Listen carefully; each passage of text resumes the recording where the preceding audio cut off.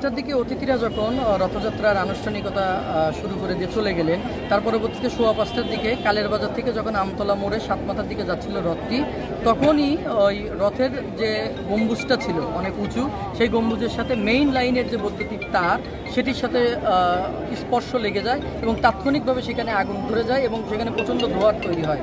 এবং সেখানে ওই রথের উপরে যে সকল ভক্তবৃন্দরা ছিল তারা কিন্তু দিক বিদিক লাফ দিয়ে বাঁচার চেষ্টা করে এবং তারা অনেকে নিচে পড়ে যায়। পরবর্তীতে সেখানে যে দেখি যে সবাই সেন্সলেস অবস্থায় পড়ে আছে, কারো পা পুড়ে গিয়েছে, কারো হাত পুড়ে গিয়েছে, কারো মাথা পুড়েছে, তার পরবর্তীতে কারো বুক পুড়ে গিয়েছে।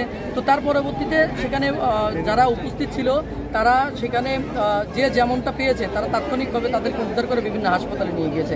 পরবর্তীতে আমরা জানতে পেরেছি যে এখন পর্যন্ত 5 জন মারা গিয়েছে এবং হতাহত প্রায় 20 জনের উপরে।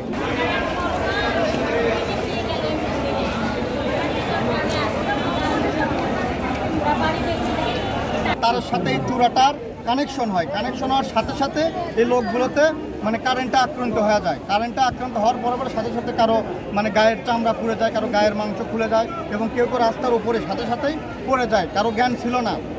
এবং আশেপাশে যারা ছিল প্রচণ্ড লোক ছিল এখানে, তাদেরকে মেডিকেলে আনার সাথে সাথে চিকিৎসারত অবস্থায় আমার জানা মতো 5 জন লোক এখানে ধর্মযাজক লোক 5 জন মারা গেছে এবং আরও অনেকে আহত, তারা চিকিৎসারত অবস্থায় আছে। এবং এই ঘটনাটা আমরা কখনো আশা করিনি, এটা কখনো ঘটেনি। আজকে এটা হঠাৎ সবার অজান্তে এই ঘটনাটা ঘটে গেছে, এটা কারো করার কিছু ছিল না।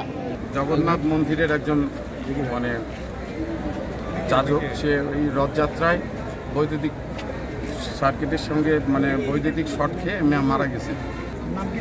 তার নাম অলোক দাস। হ্যাঁ, ও রথের উপরেই ছিল, উনি ওখানকার মহারাজ, উনি ওই রথযাত্রার মধ্যে ওনারাই থাকে। ওই রথটা নিয়ে যেতেই কারেন্টের শর্ট খেয়ে মারা গেছে।